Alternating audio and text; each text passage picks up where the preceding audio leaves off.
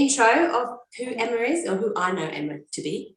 So I think so we worked together, we were student veterinary nurses together at a big rescue in the UK. So I started in 2003, so you must have been 2004, were you? Yeah, I don't think I was long after that. So yeah, early 2004, I think. Yeah, because I'm sure you were pretty soon after me. And we worked together, qualified around the same time, and then kept in touch ever since. So I think you worked at a vet practice or so in between. So you were a nurse, and then you kind of got into you did a bit of hydrotherapy for a while, didn't you? And then you got into training. Yeah, a little bit. Yes, yeah. So you kind of vet work on the side with dog training, puppy classes, trick training, and didn't you become an instructor for scent training as well? Is that right? Yeah, did a bit of scent training as well for our obedience group. Took some classes for them in scent as well. So yeah. So yeah, that's Emma. That's amazing, Emma. Wow. Gosh, that's incredible. Do you have any of your own dogs, pets? I do actually. I've got 2 dogs. I haven't got any other pets, just 2 dogs. I've got Cora. She is a 10-year-old Basset Fauve de Bretagne, which is a breed that nobody's ever heard of. No. Basically, it's a French hunting breed, scent hound. Wow. She's very houndy in looks and personality, bless her. And then I've got Cookie more recently. She's 6 now. I can't believe she's 6. And I got her at 1-year-old, and she's a English Springer Spaniel. Very much working lines, and yeah, she's a good girl. But she's my dog that I've been on a journey with her, put it that way. Okay. Yeah, so that's why we are chatting to you today about anxious dogs, because there are a hell of a lot of them out there. I don't know why. Is it because we expect more from them, do you think? Like they're more like part of the family than they were before? I don't know. I think that has a massive part to play with it, actually. We expect so much from them, and for them to fit into our very human lifestyle. And it's difficult for some dogs, I think. Yeah, no, it is definitely, but it's just surprising how many you get a litter of pups. A majority of them will probably be of more of a nervous temperament, you know, even if the breeder does try their best with socialization and things, it kind of genetics as well, they kind of just come out like that, and it can be difficult. So yeah, I think like you say, genetics also has a massive part to play in these. Yeah. So tell us about Cookie then. Where did you get her from? She's a rescue, isn't she? Yeah, she came from a rescue centre. She was 1 when I got her. I'd been on their waiting list for quite a while when I was looking for quite a specific dog. I wanted a dog that I could, get involved with my training with. I really wanted to do agility and things like that. And when they rang and said, they've got a 1-year-old spring, I thought, and when I went to meet her, she was a sorry sight, bless her. She was just so frightened. I very quickly realised that our journey would be a very different one from what I previously, had in my mind. So yeah, she came home with me, and it was quite apparent that she had some real fear and anxious issues, way beyond what, you'd expect a certain amount from a young dog that's just had to go for a change of environment. And this sort of thing, but it was way beyond that. It was definitely something going on there. Yeah. So do you know much of her background? So she was a year when she got into rescue, but do you know where she came from? I was told she just came from a normal family home. How much of that was true or not, I don't know. She did come into the rescue with another Springer, so they separated them. And she came in the middle of a phantom pregnancy, after a season as well. So she was already going through stuff, and then being split up from her sister, and then changing home. Maybe that was enough of a trauma event to cause such anxiety. I don't know, but yeah, I find it hard to believe that her home before was a perfectly normal family. Did you meet the other dog that she came in with? Do you know what? No, she'd already been rehomed by the time I met Cookie. Interesting. Gosh, so you say she's now 6 years old? 6 years old now, yeah. Oh, wow. Wow. And gosh, how did it all pan out as you brought her home, and how did that affect her day-to-day routine and yours?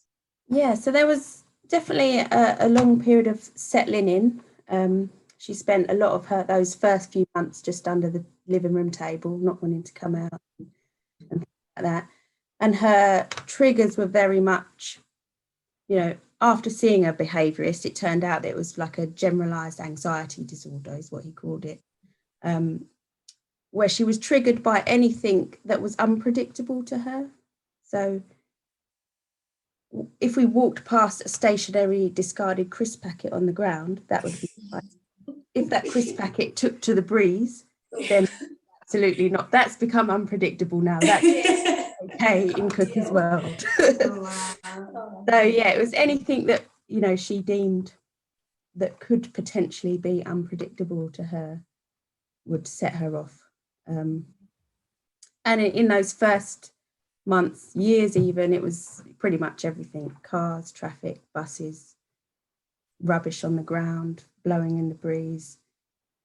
Anything would, if I have a window open in the house and it blows the net curtains, anything like that would set her off.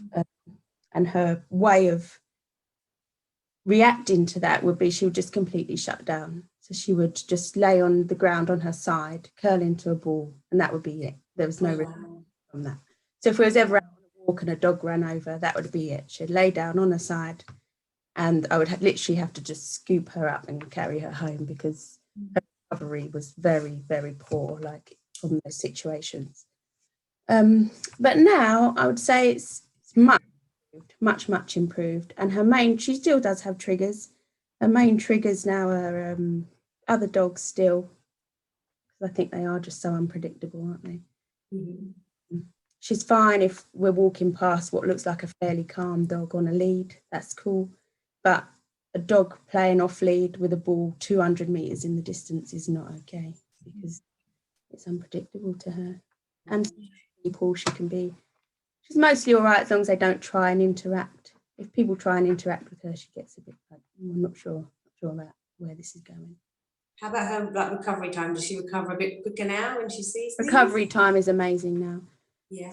If we're over the park and a dog runs up, she'll just go into a little tucked up position, and as soon as the trigger's moved off again, she can just carry on with normal life now. So that's been the biggest sort of improvement, has been recovery time for her. Mm-hmm.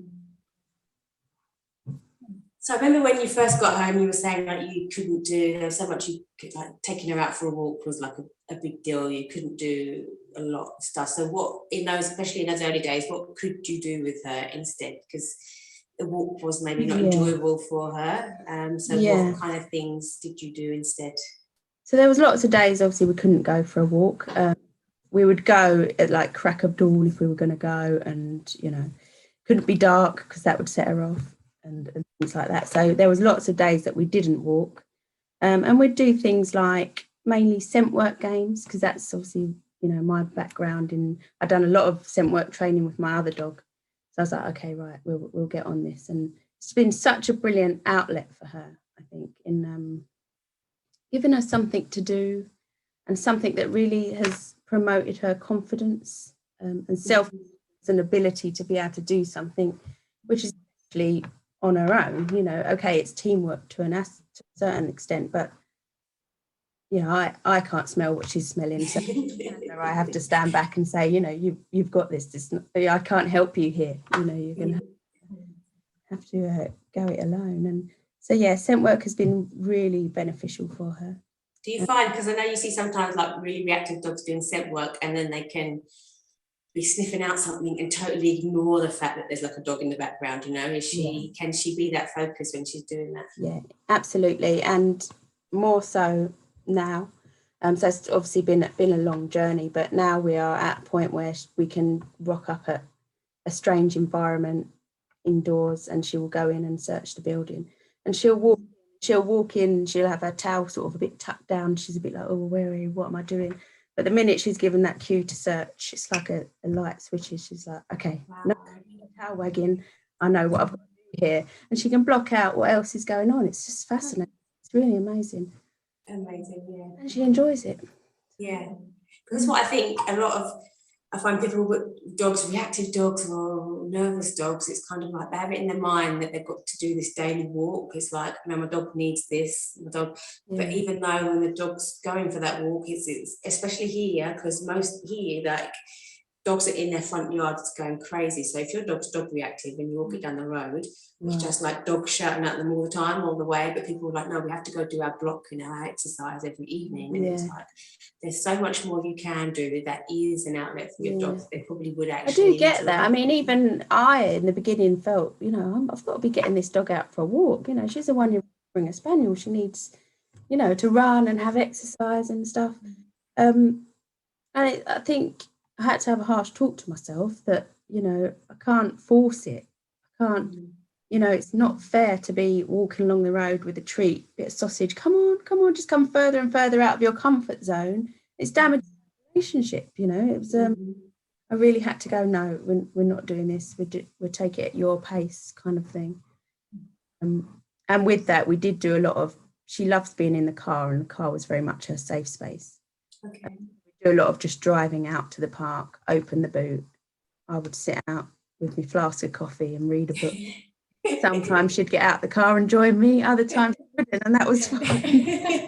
But yeah, it was definitely a journey to get her to be able to go out for a walk, and definitely I needed to change my mindset of, you know, we've got to go for a walk. Of course we have. And also another thing I want to talk about that I know that you did was free work, because I know when I first got Dolly, I think she's about 4 months old, and I got her from rescue, and kind of same thing. I remember taking her on a lead, let's go for a walk, and she stepped outside, and if there was a person like a gardener, you know, mowing the lawn, or someone walking down the street, she'd drag me back home. So whenever, depending on the day, how busy it was, I maybe would only get a few houses down before she'd like, there's someone there, we'd drag back home. And I remember speaking to you, and you were like, have you tried free work? So I remember doing that at home with her in the early days, and she really enjoyed it. And it used to make her like have a good nap afterwards.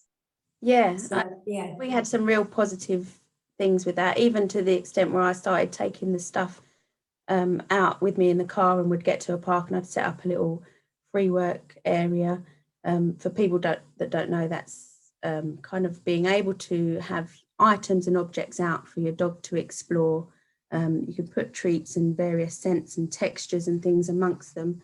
And I think for Cookie, it just really helped. My cuckoo clock's going to go off. It just really helped to promote that kind of a natural curiosity to explore. I think she was so scared by her environment that she never wanted to explore, and she was very, you know, held back on everything. And it just, I think for her, the biggest thing we got from it was to really encourage that curiosity, you know, go and have a sniff, you know, at your own pace. Nobody's going to force you to tell you what direction you've got to go around these objects in. Just go and have a look. And I think in that respect, that really helped her. And a nice way of observing any kind of behaviour patterns, or, you know, things like tense areas and stuff within the body. You know, if you that will only go around everything in kind of a clockwise direction, or maybe only eat the treats that are at kind of head height and not the low ones. It really gives you an idea of perhaps if there's anything else going on that needs addressing.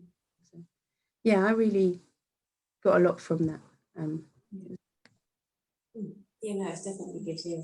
I've used it recently on a 6-month-old pup who terrified of humans, first-time dog owners, and the rescue gave them this dog that had never known humans. Had only known another dog, and then was split up from another dog and put in a house with people. The dog was terrified, wouldn't go near anybody. But yeah, that kind of worked quite well for her. She seemed to enjoy it because it was hands off. We were just sitting back watching her, and she would go explore because we were out of the picture, you know. But it's hard because I think people, they kind of just have this idea of a dog and what a dog should enjoy. Yeah. Cuddles and walks and things, and it's like maybe we have to adjust what we think. It's a great tool, I think, for giving people something to do with their dog. Yeah. You know, okay, you can't take it for a walk, but you can do this, and it. Yeah. you know, it gives them something as opposed to sitting back and just thinking, oh, I just don't know what I can do. I can't take it for a walk. I can't give it a pet on the sofa. Like, what am I supposed to be doing? Yeah. It's a nice kind of activity to be able to do that doesn't put any pressure on the dog. Yeah. Yeah. Definitely. Have you ever needed to resort to medications, behavior modifying medications with Cookie? Yeah, I have actually. So I was probably had her about 8 months, and we really reached a plateau of like, okay, you've gone through your settling in period. I've done what I sort of can, but I don't know where to go with this from here. So that's when I seeked out a veterinary behaviourist. So a behaviourist that knows about all the drugs used in behaviour modification and could also prescribe them to us. And we went to see him, and he was really good at kind of assessing exactly what was going on and what might help. And we did try her on one drug initially that wasn't a very good fit, turned out. She was on it for about 6 months, but whilst I can't remember what he said the drug was supposed to do now. I think it was encourage, like, to make things that feel good, feel extra good. So that is reinforcement to really promote. Because we was finding that with some of her triggers, she would switch off so much she couldn't take food or anything like that. So counter conditioning was quite difficult. So the idea behind it, I think, was to kind of be able to counter condition things still, because she'll be finding the food more rewarding in those kind of environments. But the kind of side effect, I suppose, of that is she also suddenly discovered that she found hunting really rewarding. Oh no. So going from a dog that was literally stuck to me and wouldn't ever go, you know, more than a metre away from me, I gradually started to notice when we went over into the forest, she would start going off a bit further. And at first I was like, yeah, this is really good. Yeah, go and explore. And then it became apparent that it was actually that she was hunting, and it became a bit of an obsession, really. Like, even trying to walk down the road, she was like, where's a cat? I need to find a cat. Like, it became kind of, difficult to manage. So she was weaned off of that, and then we started her on another drug, fluoxetine, and that was good. It really had some positive effects for her. I think as an owner, you kind of hope that you're going to start this medication and within a couple of months, wow, it's fixed her. Yeah. But it doesn't work like that. What the fluoxetine did do was really help to kind of open the door to be able to then apply behaviour modification. Yes. Yeah. So it was on the fluoxetine that she really reduced her recovery time from any situations. So it just really helped to be able to progress her further through those issues that she was having. It meant that I was less wary, because you can't control what other people are doing in the park. Avoiding it, because I knew that if a dog ran over, she'd shut down. That would be it. We'd go home. It'd take her 2 days to get over it. Right. So knowing that she would bounce back the minute that kind of dog moved off, it allowed me to become more, I guess, relaxed with it, which I think helped her as well. You know, it probably didn't help in those early stages. Whenever a dog's coming close, I'm like, stop call your dog. You know, one of those. Please call your dog. Never helps the situation when you've got an anxious dog. But yeah, it really opened the door to be able to progress through the behaviour modification that we were working on. Wasn't a quick fix. She was on probably 2 years. So she's been off fluoxetine now for a year. Was it an easy transition to get her off? Did you find it was because she kind of was nice and stable, you were able to get her off? Yeah, she reached a level of stability and quick recovery, and she's never going to be a fixed dog. She's always going to have an anxious personality. She still will startle at things, but that is what it is. It's like startle, and then I can carry on with my life. but yeah, transitioning her off that, I was worried. I was thinking, I just don't know how this is going to go. But actually, touch wood, she was fine the whole way through it, and I didn't really see any regression. Perhaps we would take a couple of steps back, but we managed to maintain that. So it was good. Were you, so obviously with a lot of pet owners, as it was for human medication a while ago, sometimes a bit now, it's that always that stigma. And when someone suggests behaviour meds, like a lot of dog owners are like, what? No, it's like, don't even want to have that conversation. But actually it's maybe a worthwhile avenue to think of adding to. I think so. And I felt a bit like that as well. Is that fair to medicate my dog? She's got no choice in it. But when you look at quality of life and living with such a severe anxiety to, okay, we can work through this and make things a bit easier for you. I don't necessarily think that just medicating her and that would be a good idea, but medicating to help you then work through a behaviour program, I don't see necessarily what the issue is in that. Although we did get some stigma, whenever I mentioned it to some people. I go to a lot of training workshops and things like that, and I'd say, oh yeah, she's on fluoxetine, and I wouldn't have a problem with it because I knew what was working for my dog. But sometimes there would be people that would think, oh really, you medicate your dog, But again, like mental health stigma in people, it's not very well understood, I don't think. And once you've been through it with a dog and chatted through with your vet or vet behaviourist about exactly what these drugs are intending to do, then that's a decision that you can then make. Right, well, you've done amazing. So words of advice then, someone who has an anxious dog, because sometimes they'll call you in for, say, if I get a call, a bit of advice, and I think the biggest thing is people don't realise how long it's going to take, because you're basically trying to change the way your dog thinks and processes everything. They kind of want a quick session and a quick fix on how do I teach a behaviour to stop my dog being so worried. And it's so what words of advice could you give for those people for the long road that they've got ahead of them? I think that's a really good point, that people have to be aware that it's a long slog, and it's sometimes you feel like you take 3 steps forward and then 10 steps back in the other direction, and it can be quite disheartening at times, because we all just want the best for our dogs, right? And you just feel like sometimes that even all this effort you're putting in and you're still just not getting anywhere. But so my advice would be to just persevere, go slowly, don't rush, because when you start rushing, that's when you kind of have your hiccups and you go back a bit. And I've been there, I've done it. I thought, oh, I'm sure she's ready to do this now, and we try it, and she's absolutely not ready, and then it knocks us back a few steps and stuff. So definitely don't rush the process. Know you're in it for a bit of a ride.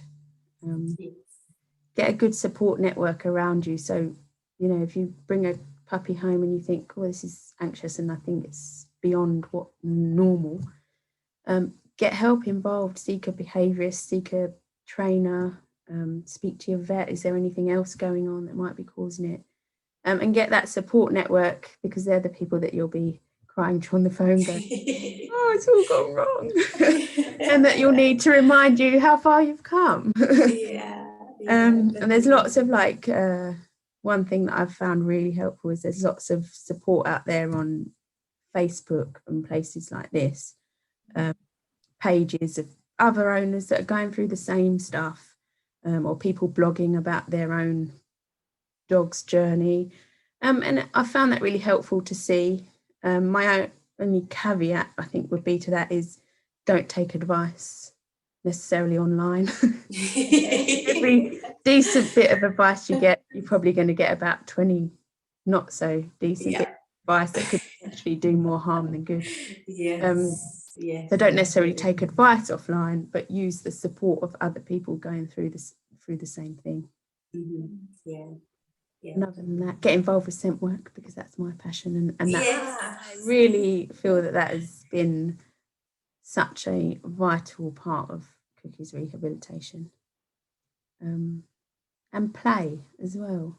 Like, play is really powerful, especially with anxious and nervous dogs, especially if you've got, their home is their safe place, or where they're relaxed enough to play. Really develop that play and see if you can take it on the road, because once you start being able to play out in different environments, that's really kind of, again, opened up a whole nother emotion when we go somewhere. Like, this can be fun. It's not always got to be scary and out of my comfort zone. We can just go somewhere and it be fun. And there's always going to be setbacks, like always. Life. It's life. Sometimes, even now, we're over the park and a group of dogs will run up and bundle her, and I just think, oh, now we've gone back. We're just back. But that is life, and you just have to kind of get on. Or if they're ill and you've got to take them to the vets and they don't particularly formal handling, you just have to think, hopefully I've got enough, credits in my trust account to kind of be able to build this back up quite quickly afterwards. It is a long journey, and don't beat yourself up over it when you do have rubbish days, because it happens. Yeah, it does. What was I doing the other day? Oh, I took we've got net curtains and curtains in the house. So I took them down for cleaning. I didn't think it would be an issue, but Cookie was in the room, and whilst all the curtains were down, she just couldn't cope with being in the house. It was like, so bizarre. So, because we didn't have any curtains up, she couldn't come indoors. This is the weirdest thing, but you just have to take the rough with the smooth, don't you? You quickly wash the curtains and get them back up and never do it again. Good excuse. Yeah, good excuse. Can't possibly clean the curtains because it's Yeah, no, you've been amazing. I think as well, people need to celebrate the small wins, I think. Yes. And I think sometimes, especially if they're not working with a trainer or something, maybe they can't see how they progress. So I was helping a lady, she had puppies come from bad situation. And one of them, she's very underconfident, and she's got to about kind of 6 months of age and then started to become reactive. And so obviously another dog walks past and there's this huge eruption, and so she's obviously stressed out about it. So it's maybe like, so after a week I was like, look how far, because I was using my dog to help. I was like, look how close we got this week, look, that's a distance in like 1 week. So the work you've been doing whilst I haven't been here in a week, like we've moved forward a lot, so it's kind of like those small measurements. And then I went on a walk with her the other day, and the dog startled at a dustbin. It was, I don't know, I think she was looking on the ground and then she saw the dustbin and jumped, but then she just carried on. And I was like, do you see that? That's the kind of thing you need to look at and realise how far you're coming. I think people visualise the end goal, don't they? Yes. How far? I'm so far from the end goal. Yes. I had pictured that, you actually forget to look back on actually how far you've come as well. Exactly. How far you've got to go. You've come far as well. But also know that maybe that dog is not going to be the dog that you take to the dog park or to the cafe. If people reactive, you're not going to take it to the cafe on a Sunday afternoon and expect the dog, that's maybe you're never going to get managing there. your own expectations. Yeah. Because some people are like, maybe especially if they get like a smaller dog, they want to kind of take it everywhere. Maybe your dog doesn't want to go everywhere. Yeah. Big mindset adjustment. Yeah. And we all have to do it. I did, and there was part of me, because of my background, I've been around dogs, working around dogs for a large part of my career, getting involved with dog training dogs myself. Initially I thought, I'll be able to fix it, it'll be fine. It's actually changing that, no, I needed help along the way, and that's okay. And she needed medical support, to get her through things, and that's fine. It's every different journey, isn't it? Well, thank you, Emma. It's been No problem. great. Yeah, because I know how much you've done for her. That's why I wanted to speak to you. I know you've been amazing. You've done loads for her, and I'm sure most people that see you walking down the road with her can't tell that she has all these issues. She just looks like a happy spaniel wagging her tail. So no, you've done amazing. Well done. Yeah, Thank you. that's really, really interesting. I enjoyed listening to the process, that you and Cookie and this journey that you've been on. And incredibly impressed with how far you've come. And well done, well done. Thank you. Still on it. Still got years. Yes. Still heading to that end goal. But enjoying it now. It's much. It's it's at a point where I don't feel so sad for her that she's feeling. She's enjoying life, which is the most thing.